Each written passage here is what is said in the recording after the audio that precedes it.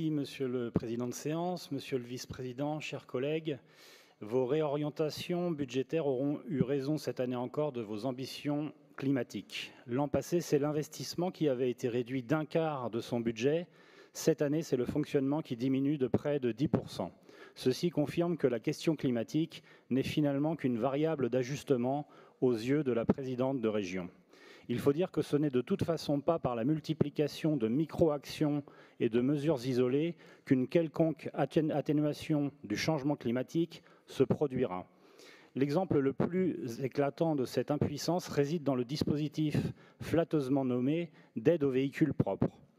L'ajustement de son budget de 11 millions d'euros au montant effectivement réalisé de 6 millions d'euros traduit l'inadéquation de cette mesure. D'une part, le reste à charge est bien trop important pour inciter les franciliens à y recourir massivement.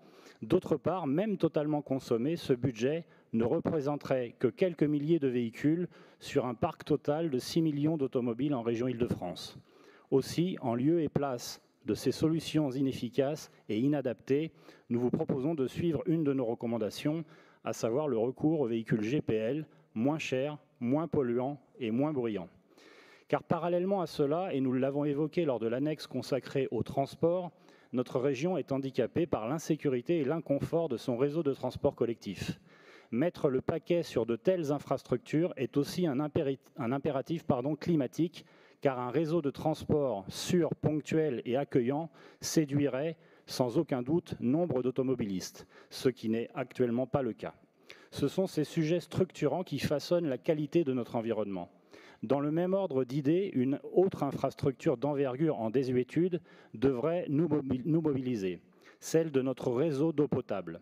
Selon les chiffres de l'Office français de la biodiversité, les fuites de notre réseau d'eau potable représentent 1 milliard de mètres cubes à l'échelle de notre pays, soit la consommation annuelle de 18 millions de personnes ou encore 20% de la production annuelle. Même si la région Île-de-France semble moins concernée que d'autres, la région pourrait être pionnière en amorçant la pompe à décision et en provoquant une réflexion approfondie sur ce sujet quelque peu oublié.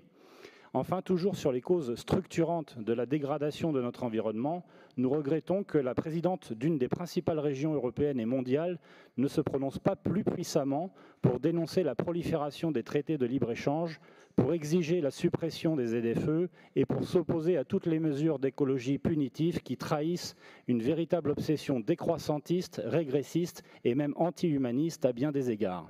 Je vous remercie. Merci.